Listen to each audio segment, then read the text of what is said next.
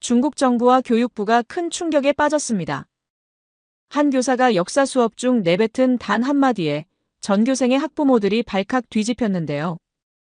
몇 주째 학부모들이 학교에 찾아가 항의를 하자 평소 쉽게 반응을 보이지 않던 중국의 교육부까지 나서서 기자회견까지 하는 등 이 엄청난 사태를 수습하려고 애쓰고 있습니다.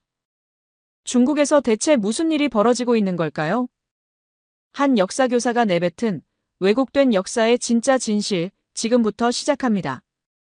그 전에 딱 1초만 투자하셔서 큰 힘이 되는 구독과 좋아요 버튼 꼭 부탁드리겠습니다. 안녕하세요. 제 이름은 리위안입니다. 26살이고 베이징 대학교 역사교육과를 수석으로 졸업했어요. 부모님은 모두 고위 공무원이셨고 저는 어릴 때부터 아주 특별한 교육을 받으며 자랐습니다. 위안아, 한국이라는 나라를 절대 믿으면 안 된다. 아버지가 늘 하시던 말씀이었어요. 저들은 배은망덕하고 문화적 도둑질을 일삼는 민족이야. 우리 중국의 것을 모두 자기들 것이라고 우기는 도둑국에 불과하단다. 어머니도 마찬가지였습니다. 한복이니 김치니 하는 것들 다 우리 중국 것을 훔쳐간 거란다. 한글도 중국의 한자에서 따온 것에 불과하고 태권도도 중국의 전통 무술을 베낀 거야. 이런 말씀들을 수없이 들으며 자란 저는 한국에 대해 확고한 신념을 갖고 있었어요. 대학에서 역사를 전공하며 더욱 확신했죠. 한국은 역사 왜곡을 일삼는 나라라고 말입니다. 부모님은 저를 매우 엄격하게 키우셨어요. 너는 미래의 교육자가 될 사람이다. 올바른 역사관을 가져야 한다. 아버지의 목소리가 아직도 귀에 생생해요. 어린 시절 집에서는 한국 관련 콘텐츠를 일절 보지 못하게 했습니다. 저런 것들은 우리 젊은이들을 현혹시키는 독이야. 어머니가 텔레비전 채널을 돌리며 하신 말씀이었어요. 그래서 저는 한국 드라마나 케이팝이 뭔지도 모르고 자랐습니다. 오히려 그런 것들이 중국 청소년들에게 해로운 영향을 끼친다고 배웠거든요. 드디어 교사가 되어 첫 수업을 맞이했습니다. 중학교 2학년 아이들 40명 앞에 섰을 때 저는 당당했어요. 제가 가르쳐야 할 진짜 역사를 아이들에게 전해주겠다고 다짐했거든요. 여러분, 오늘은 근현대 동아시아 역사에 대해 배워보겠습니다. 저는 칠판에 한국이라는 글자를 썼어요. 한국이라는 나라가 어떻게 역사를 왜곡해왔는지 정확히 알아야 해요. 그런데 교실 분위기가 이상했습니다. 아이들이 웅성거리기 시작했어요. 제가 예상했던 반응과는 완전히 달랐죠. 선생님, 한국 정말 좋은 나라 아닌가요? 한 학생이 손을 들고 물었습니다. 좋다고? 왜 그렇게 생각하는 거지? 방탄소년단 노래 너무 좋아요. 그리고 한국 드라마도 재밌고요. 그 학생의 눈이 반짝이며 말했어요. 다른 아이들도 맞장구를 쳤어요. 맞아요. 한국 음식도 맛있대요. 떡볶이랑 치킨 먹어보고 싶어요. 저희 언니는 한국어도 배우고 있어요. 한국 가고 싶다고 항상 말해요. 저는 당황스러웠어요. 아이들이 이렇게까지 한국을 좋아할 줄 몰랐거든요. 하지만 이럴수록 더 확실히 가르쳐야겠다고 생각했습니다. 여러분이 보는 건 모두 표면적인 것들이에요. 진짜 한국이 어떤 나라인지 알려면 역사를 제대로 공부해야 합니다. 저는 목소리에 힘을 실었어요. 선생님, 그럼 한국 역사가 어떻게 잘못됐다는 거예요? 또 다른 학생이 진지하게 물었습니다. 한국은 우리 중국 문화를 도둑질해서 자기들 것이라고 주장하는 나라야. 그리고 역사적으로도 항상 강대국에 빌붙어 살아온 민족이고요. 아이들 표정이 시무룩해졌어요. 하지만 저는 이것이 진실이라고 확신했습니다. 부모님께서 가르쳐 주신 것이고 제가 대학에서 배운 것이기도 했거든요. 한국 전쟁 때도 우리 중국이 도와주지 않았다면 어떻게 됐을지 생각해 보세요. 은혜를 모르는 민족이에요. 수업이 끝난 후 몇몇 학생들이 저에게 다가왔어요. 선생님, 정말 한국이 그런 나라예요? 저희가 좋아하는 게 다 가짜인 건가요? 저는 확신에 찬 미소를 지었습니다. 직접 가보면 알게 될 거야. 한국에 가서 현실을 보면 너희들이 얼마나 잘못 생각하고 있었는지 깨닫게 될 테니까. 그 순간 저는 번뜩이는 아이디어가 떠올랐어요. 이 아이들을 한국으로 데려가면 어떨까? 직접 보게 하면 제가 옳다는 것을 증명할 수 있을 텐데 말이죠. 여러분, 수학여행으로 한국에 가보는 게 어때요? 저는 의미심장한 미소를 지으며 말했습니다. 직접 보고 판단해 보세요. 아이들 눈이 반짝였어요. 정말요? 한국에 갈 수 있어요? 물론이죠. 하지만 가서 제대로 된 역사 공부를 해야 해요. 저는 속으로 생각했죠. 좋아, 한국에 가면 너희들이 얼마나 잘못 알고 있었는지 확실히 깨닫게 해주겠어. 그리고 진짜 한국의 모습을 보여주겠어. 그 다음 날부터 학생들은 완전히 달라졌어요. 한국 수학여행 이야기가 퍼지자 온 학급이 들썩거렸습니다. 선생님, 정말 한국 갈 수 있는 거죠? 수업 시작 전마다 아이들이 달려와서 물어봤어요. 저는 냉소적인 미소를 지었습니다. 물론이야. 하지만 너희들이 생각하는 것과는 다를 거야. 수업 중에도 아이들은 계속 한국 이야기를 꺼냈어요. 제가 중국사를 설명하고 있는데도 말이죠. 선생님, 한국 기술이 정말 뛰어나다면서요? 삼성이나 LG, 현대자동차 같은 회사들 말이에요. 저는 나중에 돈 벌면 중국차 말고 현대자동차를 사고 싶어요. 저는 가볍게 비웃었습니다. 뛰어나다고.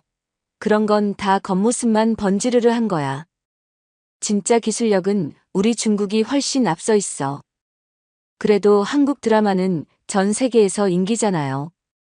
드라마로 나라를 평가하는 거야? 그런 건 그냥 오락거리일 뿐이야. 저는 고개를 저었어요. 아이들이 한국을 언급할 때마다 저는 일일이 반박했습니다. 한국 음식이 맛있다고 하면 우리 중국 음식을 따라한 것뿐이라고 했고, 한국 문화가 멋있다고 하면 우리 것을 베낀 것이라고 대답했어요. 하지만 아이들은 전혀 포기하지 않았습니다. 오히려 더 열심히 한국에 대해 이야기했어요. 선생님, 한국 사람들이 예의가 바르다고 하던데요. 예의가 바르다고? 그건 겉으로만 그런 척하는 거야. 속으로는 다른 나라 사람들을 무시하지. 한국 교육 시스템도 좋다고 하지 않나요? 저는 한숨을 쉬었어요. 너희들이 너무 모르는구나. 한국 교육은 우리보다 훨씬 뒤떨어져 있어. 그런데 이상했어요. 제가 아무리 한국을 부정적으로 말해도 아이들은 더욱 궁금해했습니다. 마치 금지된 것에 더 끌리는 것처럼 말이에요. 학부모 상담 날이 되었습니다. 저는 한국 수학여행 계획을 설명했어요. 아이들이 한국 문화에 너무 빠져 있어서 현실을 깨우쳐 주려고 합니다. 그런데 학부모들 반응이 의외였어요. 선생님, 한국 가는 건 좋네요. 저희 아이가 한국어도 배우고 싶어 하던데요. 한국 견학이라니 아이들이 좋아할 것 같아요. 요즘 한국이 인기잖아요. 직접 가보면 좋은 경험이 될 거예요. 저는 당황했습니다. 학부모들마저 한국에 대해 호의적이었거든요. 하지만 교육적 목적으로 가는 거예요. 아이들이 올바른 역사관을 가질 수 있도록 말이죠. 네, 그렇게 해주세요. 아무튼 한국 가는 건 찬성이에요. 집에 돌아와서 부모님께 이야기했어요. 아버지, 학생들을 한국으로 데려가려고 해요. 아버지가 놀라셨어요. 왜 그런 곳에? 아이들이 한국을 너무 좋아해서 현실을 보여주려고요. 직접 가보면 한국이 어떤 나라인지 알게 될 거예요. 아버지는 잠시 생각하시더니 고개를 끄덕이셨어요. 그것도 좋은 방법이겠구나. 직접 보면 환상이 깨질 테니까. 맞아요. 한국 사람들이 얼마나 배타적이고 거만한지 보여주겠어요. 어머니도 동의하셨습니다. 위안이 생각이 옳다. 아이들이 헛된 환상을 갖지 않도록 해야지. 수학여행 준비가 본격적으로 시작됐어요. 저는 일정을 짜면서 속으로 계획을 세웠습니다. 한국의 뒤떨어진 모습들을 보여주자. 그리고 한국 사람들이 얼마나 중국인을 무시하는지도 경험하게 하고. 하지만 아이들은 여전히 들떠 있었어요. 선생님, 한국 가면 방탄소년단 콘서트장도 가볼 수 있나요? 명동에서 쇼핑도 하고 싶어요. 한국 음식 진짜 많이 먹어보고 싶어요. 저는 냉정하게 말했습니다. 너희들이 기대하는 것과는 다를 거야. 한국이 생각만큼 좋은 나라가 아니라는 걸 깨닫게 될 테니까. 그래도 직접 보는 게 중요하잖아요, 선생님. 한 학생이 말했을 때 저는 잠시 멈칫했어요. 맞아요, 직접 보는 게 중요하죠. 그런데 왜 갑자기 불안한 기분이 들었을까요? 아니야, 내가 오라. 한국에 가면 아이들이 분명히 실망할 거야. 저는 마음을 다잡았습니다. 그리고 출발 날짜를 정했어요. 2주 후, 우리는 한국으로 떠날 예정이었습니다. 여러분, 한국에서 진짜 현실을 보게 될 거예요. 저는 학생들을 바라보며 확신에 찬 목소리로 말했습니다. 하지만 왜인지 마음 한구석이 불안했어요. 혹시 제가 틀렸을까요? 아니에요, 그럴 리 없어요. 부모님 말씀이 틀릴 리 없으니까요. 드디어 출발 날이 왔습니다. 베이징 공항에서 아이들은 들떠 있었어요. 저는 차분하게 최종 점검을 했습니다. 여러분, 한국에 가서 냉정하게 관찰하세요. 겉모습에 속지 말고 진짜 모습을 봐야 해요. 네, 선생님. 아이들이 대답했지만 눈은 이미 설렘으로 가득했어요. 비행기 안에서도 아이들은 계속 한국 이야기를 했습니다. 저는 이어폰을 끼고 그 소리를 차단하려 했어요. 곧 현실을 보게 될 텐데 지금 좋아해봤자 소용없어. 3시간 후 인천공항에 도착했습니다. 공항 게이트를 나서는 순간 저는 잠시 멈춰 섰어요. 이게 뭐지? 공항이 생각보다 훨씬 현대적이었습니다. 깔끔하고 널찍한 터미널, 곳곳에 설치된 디지털 안내판들. 아이들도 입을 벌리고 주변을 둘러봤어요. 우와, 정말 깔끔하네요. 이 로봇은 뭐예요? 안내 로봇인가요? 입국 수속을 밟는 동안 저는 계속 불편함을 느꼈어요. 자동화 시스템이 너무 빠르고 효율적이었거든요. 우리 베이징 공항보다 더 발전된 것 같았습니다. 이건 그냥 보여주기용일 거야. 공항만 좋다고 나라 전체가 좋은 건 아니야. 하지만 공항에서 나와 버스를 타고 서울로 향하는 길에 저는 더욱 당황했어요. 도로가 정말 잘 정비되어 있었거든요. 깨끗하고 넓은 고속도로, 질서 정연하게 달리는 차들. 선생님, 한국 도로 정말 좋네요. 한 학생이 창밖을 보며 말했어요. 도로야 어느 나라든 좋을 수 있어. 저는 무뚝뚝하게 대답했습니다. 서울 시내에 들어서자 더욱 놀라운 광경이 펼쳐졌어요. 높은 빌딩들, 현대적인 건물들, 깔끔한 거리. 아이들은 연신 감탄사를 내뱉었습니다. 와, 진짜 발전된 도시네요. 건물들이 정말 멋있어요. 저는 속으로 변명을 늘어놓았어요. 서울만 이런 거야. 다른 지역은 분명 다를 거야. 호텔에 도착해서 짐을 풀고 첫 번째 일정인 명동 쇼핑가로 향했습니다. 지하철을 타는 순간 또 다른 충격이 기다리고 있었어요. 지하철 시스템이 정말 잘 되어 있었습니다. 깨끗한 역사, 정확한 안내 방송, 질서 있게 줄 서는 사람들. 아이들은 신기해했어요. 선생님, 여기 사람들 질서 정말 잘 지키네요. 지하철도 깨끗하고 조용해요. 저는 점점 말이 없어졌어요. 제가 예상했던 것과 너무 달랐거든요. 한국 사람들이 무질서하고 시끄러울 거라고 생각했는데 오히려 정반대였습니다. 명동에 도착했을 때는 더욱 놀랐어요. 번화가임에도 불구하고 거리가 비교적 깨끗했고 상인들이 큰 소리로 호객하지도 않았어요. 여기가 명동이에요? 생각보다 조용하네요. 상점들이 정말 예쁘게 꾸며져 있어요. 아이들이 화장품 가게나 옷가게를 구경하는 동안 저는 혼자 걸어 다녔어요. 사람들을 관찰해 보려고 했죠. 분명 중국인을 무시하거나 차별하는 모습을 볼 수 있을 거라고 생각했거든요. 하지만 아무도 저희를 이상하게 보지 않았어요. 오히려 가게 직원들이 친절하게 인사를 하더라고요. 어서 오세요. 중국에서 오셨어요? 한 화장품 가게 직원이 웃으며 다가왔어요. 네, 그런데요. 저는 경계심을 늦추지 않았습니다. 중국어로 설명해 드릴게요. 저희 매장에 중국어 할 수 있는 직원이 있어요. 그 직원은 정말 친절했어요. 학생들에게 제품을 설명해 주고 중국에서는 구하기 어려운 제품들도 소개해 주었습니다. 저는 불편했어요. 왜 이렇게 친절하지? 뭔가 속셈이 있는 건 아닐까?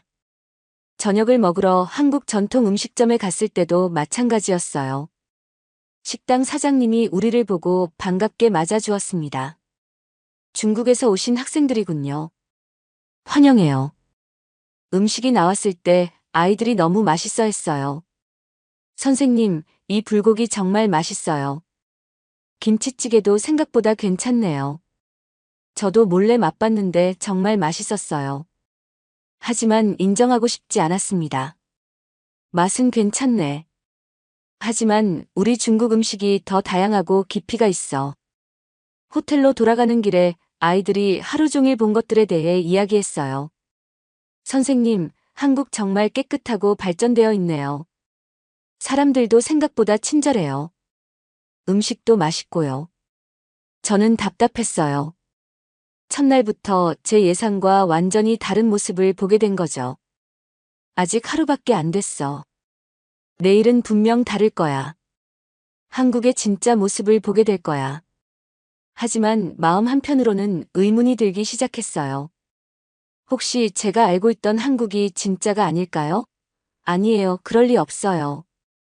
부모님이 틀리실 리 없으니까요. 침대에 누워서도 계속 생각했어요. 오늘 본 것들이 정말 한국의 진짜 모습일까요?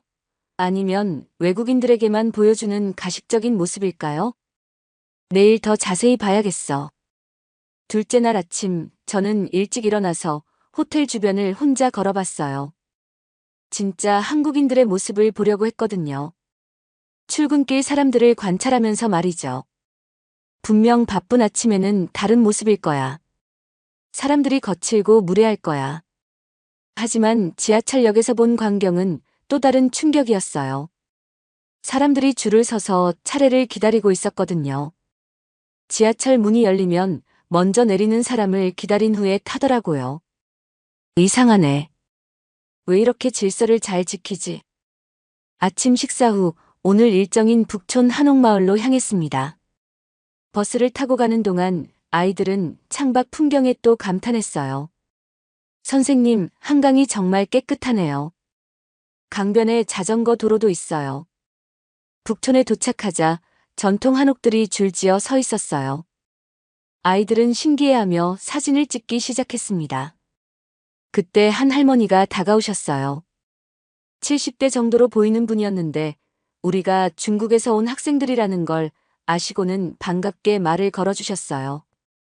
중국에서 온 학생들이구나. 어서 와라. 할머니는 유창하지는 않지만 중국어로 말씀하셨어요. 할머니, 중국어 어떻게 아세요? 한 학생이 물었어요. 젊을 때 중국 친구들이 많았단다. 그때 배웠지. 할머니는 우리에게 한옥에 대해 설명해 주셨어요. 그리고 전통차까지 대접해 주셨습니다. 중국과 우리나라는 오래전부터 이웃이었단다. 서로 많은 걸 나누며 살아왔지. 저는 그 말에 조금 당황했어요. 중국을 적대시하는 말이 아니라 친근감을 표현하는 말이었거든요. 할머니, 중국 사람들 좋아하세요? 다른 학생이 물었어요. 물론이지. 사람은 다 똑같단다. 어느 나라든 좋은 사람도 있고 나쁜 사람도 있어. 중요한 건 마음이야. 할머니 말씀을 들으며 저는 복잡한 기분이 들었어요. 제가 알고 있던 한국인의 모습과 너무 달랐거든요. 점심시간에 전통 음식점에서 식사를 했는데 거기서도 비슷한 일이 있었어요. 식당 아주머니가 우리를 보고 더 많은 반찬을 가져다 주셨거든요. 학생들이니까 많이 먹어야지. 성장기에 영양 섭취가 중요해. 아이들이 고마워하자 아주머니는 더 기뻐하셨어요. 우리 딸도 중국어 배우고 있어. 중국 문화에 관심이 많더라고. 저는 점점 혼란스러워졌어요. 한국 사람들이 중국인을 무시하거나 차별할 거라고 생각했는데 오히려 친절하게 대해주는 거예요. 오후에는 인사동을 구경했어요. 전통 공예품 가게들이 많았는데 한 가게 주인이 우리에게 다가왔어요. 중국에서 온 학생들이군요. 저희 전통 공예품 구경해보세요. 그분은 한국 전통 공예에 대해 자세히 설명해 주셨어요. 그런데 신기한 건 중국 전통 공예와의 공통점도 많이 이야기해 주셨다는 거예요. 중국과 우리나라는 오랫동안 문화 교류를 해왔어요. 서로 영향을 주고받으며 발전했죠. 그분 말씀이 제가 알고 있던 것과 달랐어요. 중국 문화를 도둑질했다는 게 아니라 서로 교류했다고 하시더라고요. 그럼 한국 문화가 중국 문화를 따라한 거 아닌가요? 제가 직접 물어봤어요. 따라했다기보다는 서로 배웠다고 보는 게 맞아요. 중국에서도 우리 문화를 받아들인 것들이 있고, 우리도 중국 문화에서 배운 게 있죠. 그게 문화 교류예요. 저는 그 말에 할 말이 없었어요. 제가 생각했던 것보다 훨씬 복잡하고 깊이 있는 이야기였거든요. 저녁 무렵 명동으로 돌아가는 길에 작은 사건이 있었어요. 한 학생이 길을 잃어버린 거예요. 저희가 찾고 있는데 한 대학생이 다가왔어요. 무슨 일이세요? 도와드릴까요? 그 대학생은 영어로 말을 걸었는데 저희가 중국에서 왔다고 하니까 휴대폰으로 번역 앱을 켜서 도와주더라고요. 여기서 명동까지 가는 방법 알려드릴게요. 그 학생은 30분 가까이 저희와 함께 걸으며 길을 안내해줬어요. 자신의 일정이 있었을 텐데도 말이죠. 감사합니다. 저희가 고마워하자 그 학생이 웃으며 대답했어요. 당연한 거예요. 저도 중국 여행 갔을 때 현지 사람들에게 많은 도움 받았거든요. 호텔로 돌아가는 길에 아이들이 하루 종일 만난 사람들 이야기를 했어요. 선생님, 한국 사람들 정말 친절해요. 생각했던 것과 완전 달라요. 할머니도 그렇고 식당 아주머니도 그렇고 다들 좋은 분들이에요. 저는 대답하기가 어려웠어요. 저도 같은 생각이 들기 시작했거든요. 밤에 혼자 방에서 생각해봤어요. 하루 종일 만난 한국 사람들은 모두 친절했어요. 중국인이라고 차별하거나 무시하는 사람은 한 명도 없었죠. 혹시 내가 잘못 알고 있었던 걸까? 그런 생각이 머릿속을 스쳐 지나갔어요. 하지만 금방 고개를 저었죠. 아니야. 겉으로만 친절한 척하는 거야. 속마음은 다를 거야. 하지만 마음 한편으로는 의문이 계속 커져갔어요. 정말 모든 사람이 가식적일 수 있을까요? 특히 할머니나 아주머니 같은 분들의 진심 어린 미소를 보면서 말이에요. 내일은 뭔가 다른 모습을 보게 될 거야. 저는 스스로를 달래며 잠자리에 들었어요. 하지만 잠이 쉽게 오지 않았습니다. 셋째 날 아침, 저는 긴장된 마음으로 일어났어요. 오늘은 용산전쟁기념관을 방문하는 날이었거든요. 드디어 한국의 역사 왜곡을 직접 볼 수 있을 거라고 생각했습니다. 여러분, 오늘은 한국 전쟁에 대해 공부하는 날이에요. 한국이 역사를 어떻게 기록했는지 잘 봐두세요. 저는 학생들에게 말했어요. 전쟁기념관에 도착하자 웅장한 건물이 눈에 들어왔어요. 아이들은 입구에 있는 전투기와 탱크를 보며 신기해했습니다. 우와, 진짜 전투기네요. 이게 다 진짜예요? 전시관에 들어서자 한국 전쟁관이 보였어요. 저는 속으로 생각했죠. 여기서 분명 중국을 악역으로 묘사했을 거야. 그런데 전시 내용을 보는 순간 저는 충격을 받았어요. 중국에서 배운 것과 완전히 다른 자료들이 전시되어 있었거든요. 한국 전쟁 당시 중공군이 개입한 과정이 자세히 설명되어 있었어요. 그런데 저희가 중국에서 배운 조선 인민을 도와준 정의로운 전쟁이라는 내용과는 달랐습니다. 선생님, 여기 보세요. 한 학생이 저를 불렀어요. 그곳에는 중공군의 한국 침입으로 인한 민간인 피해 자료가 전시되어 있었어요. 사진, 증언, 통계 자료까지 말이죠. 저는 그 자료들을 보며 말문이 막혔어요. 중국에서는 절대 보지 못한 내용들이었거든요. 중공군 개입 후 민간인 사상자 급증, 피난민 발생 현황, 중공군에 의한 민간인 학살 기록. 학생들도 당황한 표정으로 자료들을 봤어요. 선생님, 이게 진짜예요? 우리가 중국에서 배운 것과 완전히 다른데요. 중국군이 한국 민간인을 죽였다고 나와 있어요. 저는 대답하기 어려웠어요. 그 자료들이 거짓이라고 말하고 싶었지만 너무 구체적이고 자세했거든요.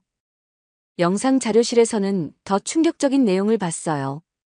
한국 전쟁 당시 실제 영상들이 상영되고 있었는데 중공군의 공격으로 파괴된 마을들, 피난 가는 한국 민간인들의 모습이 생생하게 담겨 있었어요. 아버지, 어머니를 찾아요. 어린아이가 울부짖는 장면에서 몇몇 학생들이 눈물을 흘렸어요. 저도 모르게 가슴이 먹먹해졌어요. 그 영상들이 조작된 것일까요? 하지만 1950년대 흑백 영상의 생생함은 부정하기 어려웠습니다. 전시관 한쪽에는 중공군 포로들의 증언도 있었어요. 그들이 직접 한 말이 기록되어 있었죠. 우리는 조선 인민을 도우러 왔다고 배웠지만 실제로는 민간인들도 공격해야 했다. 명령에 따라 마을을 불태우고 사람들을 죽여야 했다. 이런 증언들을 보며 저는 점점 혼란스러워졌어요. 선생님, 중국에서는 왜 이런 이야기를 안 가르쳐 주는 거예요? 한 학생이 물었어요. 저는 할 말이 없었어요. 정말 왜 안 가르쳐 줬을까요? 혹시 이런 일들이 실제로 있었던 걸까요? 점심시간에 학생들과 이야기를 나눴어요. 선생님, 저희가 배운 역사가 틀린 건가요? 중국군이 정말 나쁜 일을 한 건가요? 왜 중국에서는 이런 걸 숨기는 거예요? 아이들의 질문에 저는 대답하기 어려웠어요. 저도 똑같은 질문을 스스로에게 하고 있었거든요. 오후에는 625 전쟁 관련 추모관을 봤어요. 그곳에는 전쟁으로 희생된 한국 민간인들의 이름이 새겨져 있었습니다. 수많은 이름들을 보며 저는 숙연해졌어요. 이 모든 사람들이 전쟁으로 목숨을 잃었다는 거죠. 한 할아버지가 저희 옆에서 묵념하고 계셨어요. 저는 조심스럽게 말을 걸어봤습니다. 할아버지, 혹시 전쟁 때 일을 기억하세요? 할아버지는 잠시 저희를 바라보시더니 고개를 끄덕이셨어요. 그때 나는 10살이었단다. 중공군이 우리 마을에 왔을 때를 잊을 수가 없어. 어떤 일이 있었나요? 우리 할아버지가 숨어 있다가 중공군에게 발각되어서 할아버지가 말을 멈추셨어요. 그 사람들은 민간인과 군인을 구별하지 않았어. 학생들이 조용히 들었어요. 할아버지 목소리에 진심이 담겨 있었거든요. 하지만 미워하지는 않아. 전쟁이란 게 그런 거니까. 다만 역사는 정확히 기억되어야 한다고 생각해. 저는 그 말에 큰 충격을 받았어요. 할아버지는 원한을 품지 않으면서도 진실은 기억해야 한다고 말씀하신 거죠. 기념관을 나오면서 아이들이 조용히 걸었어요. 평소보다 말이 없었죠. 선생님, 우리가 배운 게 정말 다 맞는 건가요? 한 학생이 조심스럽게 물었어요. 저는 솔직히 대답할 수밖에 없었어요. 모르겠어. 나도 지금 혼란스러워. 그날 밤 호텔에서 저는 오랫동안 생각했어요. 오늘 본 자료들이 모두 거짓일 수는 없을 것 같았거든요. 너무 구체적이고 생생했어요. 혹시 우리가 배운 역사가 전부가 아닐 수도 있을까? 그런 생각이 처음으로 머릿속에 떠올랐어요. 지금까지 제가 확신했던 모든 것들이 흔들리기 시작했습니다. 넷째 날 아침, 저는 마음이 무거웠어요. 어젯밤 내내 전쟁기념관에서 본 것들을 생각하며 잠을 이루지 못했거든요. 오늘은 서울국립현충원을 방문하는 날이었습니다. 여러분, 오늘은 한국의 국립묘지를 가볼 거예요. 조용히 행동해야 한다는 거 알고 있죠? 학생들도 어제의 충격 때문인지 평소보다 진지한 표정이었어요. 현충원에 도착하자 저는 그 규모에 놀랐어요. 끝없이 펼쳐진 잔디밭과 정연하게 배열된 묘비들. 그리고 그 사이를 조용히 걷는 사람들의 모습이 숙연함을 자아냈습니다. 와, 정말 넓네요. 묘비가 정말 많아요. 아이들도 그 광경에 압도된 듯 했어요. 안내원이 우리를 맞아주었어요. 중국에서 오신 학생들이군요. 현충원은 나라를 위해 목숨을 바친 분들이 잠들어 계신 곳입니다. 조용히 참배해주세요. 우리는 먼저 한국 전쟁 전사자 구역으로 향했어요. 1950년부터 1953년까지의 날짜가 새겨진 수많은 묘비들이 보였습니다. 이분들이 다 한국 전쟁 때 돌아가신 분들이에요? 한 학생이 조심스럽게 물었어요. 그렇습니다. 이곳에는 6만여 명의 전사자분들이 모셔져 있어요. 6만여 명이라는 숫자가 머릿속에서 맴돌았어요. 어제 본 자료들과 함께 생각하니 더욱 무거운 기분이 들었습니다. 우리는 무명용사의 묘 앞에서 묵념을 했어요. 학생들도 모두 고개를 숙이고 조용히 서 있었습니다. 어제까지만 해도 시끄럽게 떠들던 아이들이었는데 말이에요. 그때 한 할아버지가 우리 옆에 오셨어요. 70대 후반으로 보이는 분이었는데 손에 흰 국화 한 송이를 들고 계셨어요. 할아버지는 한 묘비 앞에 꽃을 놓고 한참 동안 서 계셨습니다. 저는 조심스럽게 다가가서 인사를 드렸어요. 안녕하세요. 중국에서 온 교사입니다. 할아버지가 저를 바라보시더니 고개를 끄덕이셨어요. 중국에서 오셨군요. 여기 누가 잠들어 계신지 궁금하시죠? 네, 가족분이신가요? 제 형입니다. 할아버지 목소리가 조금 떨렸어요. 25살에 전쟁터에서 돌아가셨어요. 학생들이 조용히 다가와서 들었어요. 형은 교사였어요. 아이들을 정말 사랑했죠. 전쟁이 나자 나라를 지키겠다며 자원해서 군대에 갔어요. 할아버지가 묘비를 쓰다듬으시며 말씀하셨어요. 어떻게 돌아가셨나요? 제가 조심스럽게 물었어요. 중공군과 싸우다가 전사했어요. 1951년 겨울이었죠. 그 순간 저는 가슴이 철렁했어요. 중공군과 싸우다가 돌아가셨다는 말씀에 말이에요. 할아버지, 저희가 중국에서 왔다고 하니까 불편하시지 않나요? 할아버지가 저를 바라보셨어요. 그 눈에는 원망이나 분노가 아니라 깊은 슬픔이 담겨 있었어요. 불편하지 않아요. 전쟁은 정치인들이 일으킨 거지 일반 사람들 잘못은 아니니까요. 하지만 중국군 때문에 형님이. 그때는 그랬어요. 하지만 지금은 다르죠. 여러분 같은 젊은 친구들이 이렇게 와서 역사를 배우고 가는 것만으로도 의미가 있어요. 할아버지 말씀에 몇몇 학생들이 눈물을 흘렸어요. 형이 살아있었다면 여러분 같은 중국 학생들을 환영했을 거예요.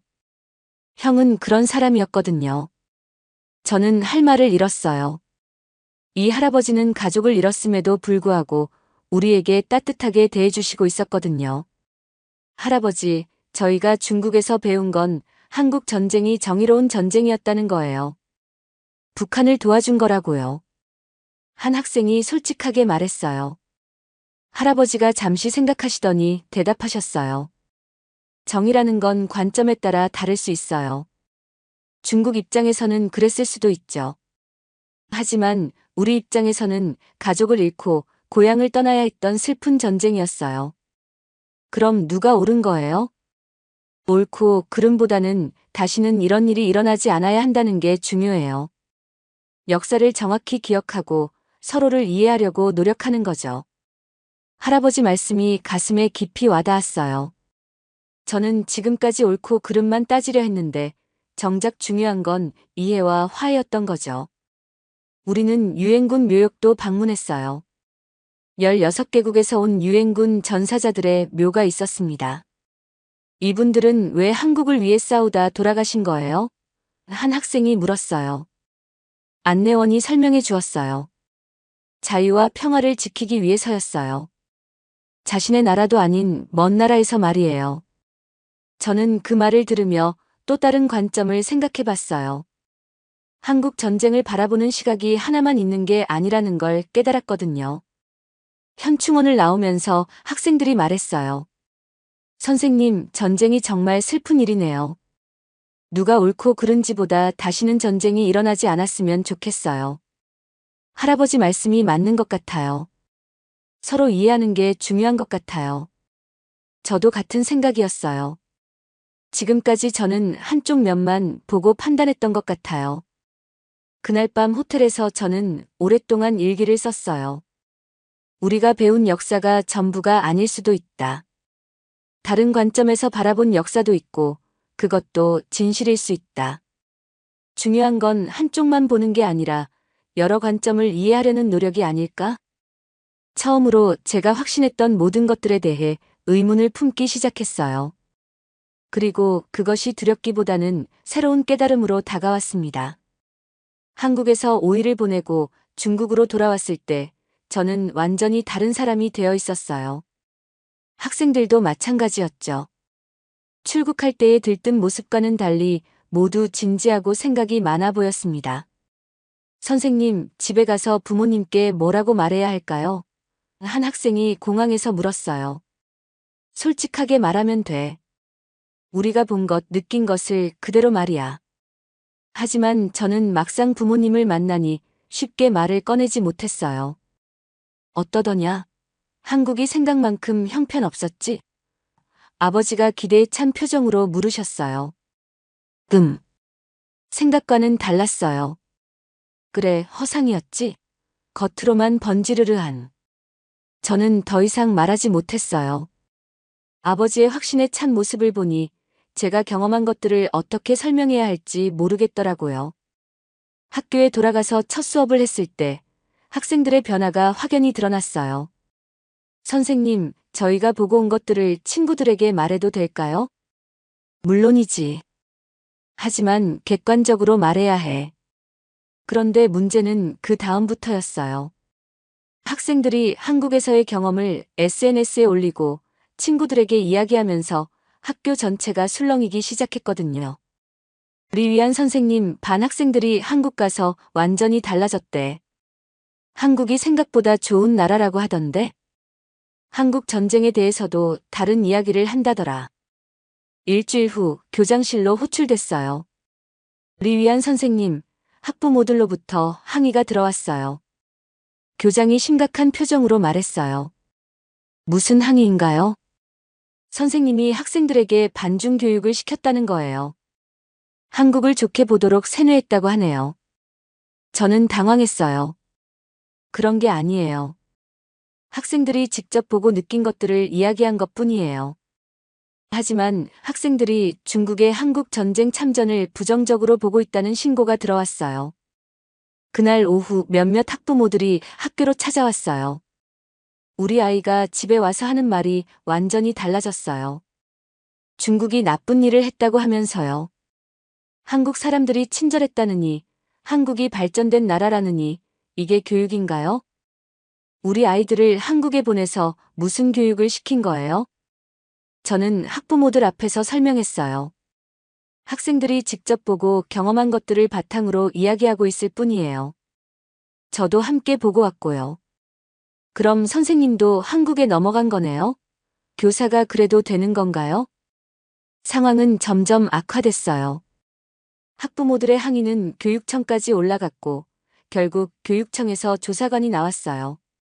리위안 선생님, 학생들이 작성한 한국견학 보고서를 봤는데 내용이 문제가 있어요. 어떤 내용이 문제인가요?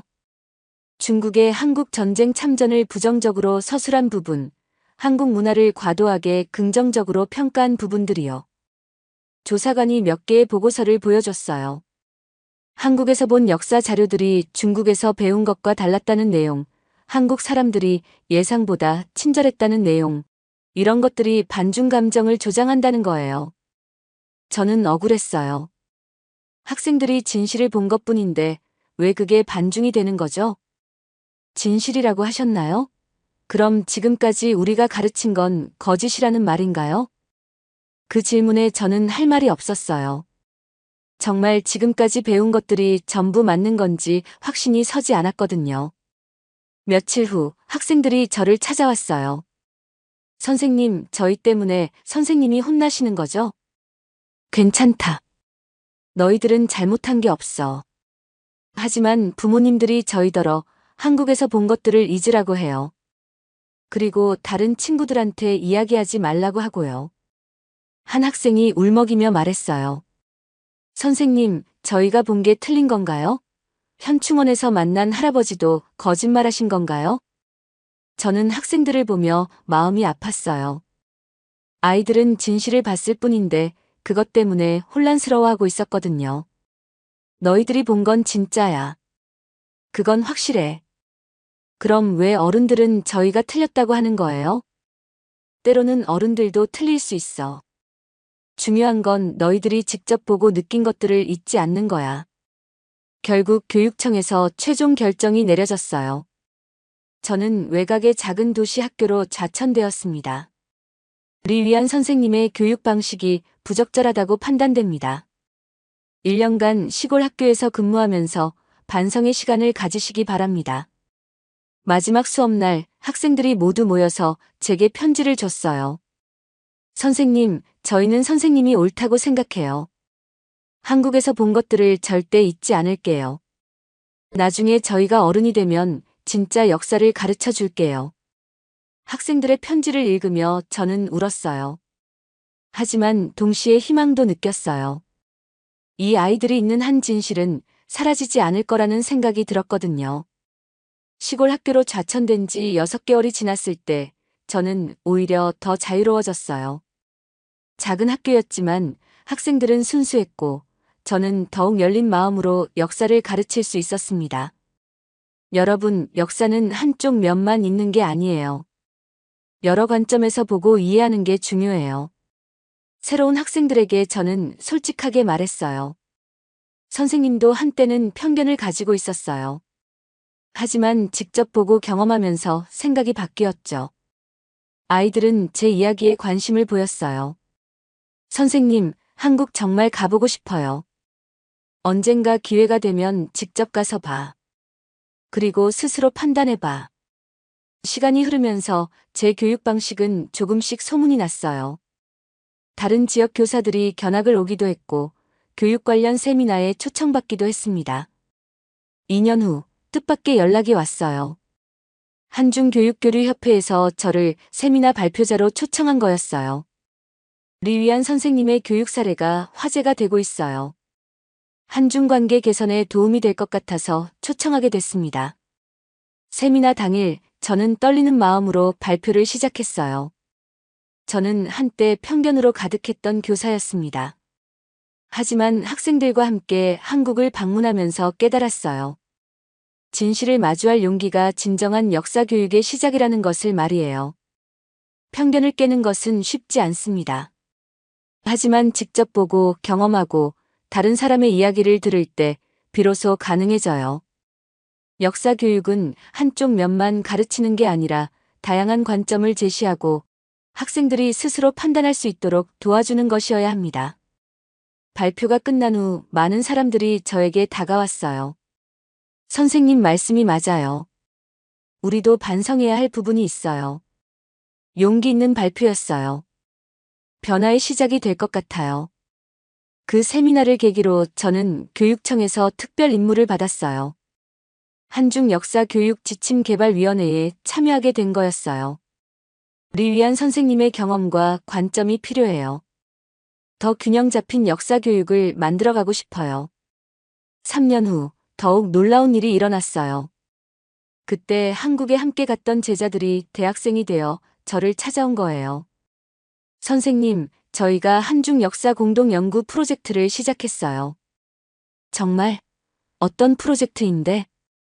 한국 대학생들과 함께 양국의 역사를 객관적으로 연구하는 거예요. 선생님이 가르쳐 주신 것처럼 여러 관점에서 보려고 해요. 제자들은 이미 한국어도 유창하게 구사하고 있었어요. 그리고 한국의 대학생들과도 교류하고 있었죠. 한국 친구들도 중국 역사에 대해 편견이 있었어요. 하지만 함께 공부하면서 서로 이해하게 됐어요. 그때 현충원에서 만난 할아버지 말씀이 맞았어요. 서로 이해하려고 노력하는 게 중요하다는 것 말이에요. 올해 저는 베이징의 명문 중학교 교장으로 임명됐어요. 그리고 제일 먼저 한 일은 한중 교육 교류 프로그램을 확대하는 것이었어요. 우리 학생들이 더 넓은 세상을 보고 경험할 수 있도록 하겠어요. 지금 저는 매년 학생들과 함께 한국을 방문해요. 그리고 한국 학생들도 중국으로 초청하죠. 아이들이 직접 보고 경험하면서 스스로 판단할 수 있도록 말이에요. 선생님, 한국 친구들이 중국에 대해 잘못 알고 있는 것도 많네요. 그럴 거야. 우리도 한국에 대해 잘못 알고 있었잖아. 서로 가르쳐주면 돼. 얼마 전에는 그때 현충원에서 만났던 할아버지와 화상통화를 했어요. 제자들이 연락처를 찾아서 연결해 준 거였어요. 선생님, 정말 반가워요. 그때 일을 기억하세요? 물론이죠. 할아버지 덕분에 제가 많이 배웠어요. 지금도 중국 학생들이 자주 와요. 모두 예의 바르고 좋은 아이들이더라고요. 할아버지가 말씀하신 대로 서로 이해하려고 노력하고 있어요. 지금 생각해보면 그때 한국 여행이 제 인생을 완전히 바꿔놓았어요. 편견으로 가득했던 제가 진실을 마주할 용기를 얻게 된 거죠. 요즘 제가 학생들에게 자주 하는 말이 있어요. 세상을 보는 눈은 하나가 아니야. 여러 각도에서 보고 직접 경험하고 다른 사람의 이야기를 들어봐. 그래야 진짜를 알 수 있어. 그리고 틀렸다는 걸 인정하는 것도 용기야. 그 용기가 있어야 성장할 수 있어. 제가 시작한 작은 변화가 이제는 더 큰 물결이 되어가고 있어요.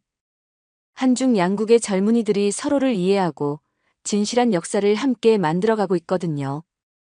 때로는 여전히 반대하는 목소리들도 있어요. 하지만 저는 확신해요. 진실을 마주할 용기가 있다면 언젠가는 이해와 화해의 길을 찾을 수 있다고 말이에요. 그때 한국에서 만난 사람들, 학생들과 함께 본 역사의 현장들이 저를 바꿔놓았어요. 그리고 지금도 계속해서 더 많은 사람들을 변화시키고 있습니다. 진실을 마주하는 것은 어려워요. 하지만 그 용기가 있을 때 비로소 진정한 교육이 시작되고 진정한 평화를 만들어갈 수 있다고 믿어요.